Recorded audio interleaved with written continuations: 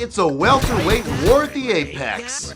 Dan Tom here with MMA Junkie to help you break down the main event for UFC Vegas 21 between Leon Edwards and Belal Muhammad. Edwards, who we've not seen in that octagon for roughly 20 months, has been through a lot. However, his 8-fight winning streak still stands as he's won 10 of his last 11, with that last loss coming to now champion Kamaru Usman. But if Edwards wants a shot at a rematch with Usman or a shot at that title in general, he will first need to get past Muhammad this Saturday. Muhammad, of course, is on a 4-fight winning streak himself. He's won 8 of his last 9. He's a very game fighter, but he is making a quick turnaround as he steps in on short notice for Khamzat Chimaev, as we last saw Muhammad beating Diego Lima in a 3-round decision.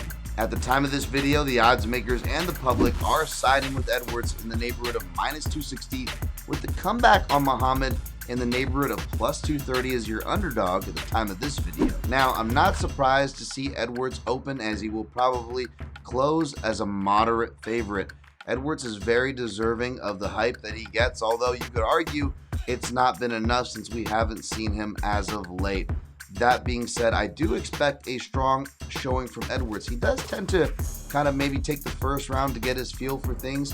He is more of a counter striker, and although he's not a building striker per se, there will be plenty of building materials brought his way by Belal Muhammad. Of course, Muhammad can fight off the back foot when he needs to, but especially in that small cage.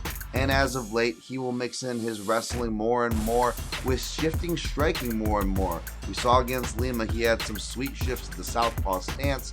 And when he does get his wrestling going, he does some of my favorite moves like cradle, something not done enough in MMA. Well, Muhammad can do it all.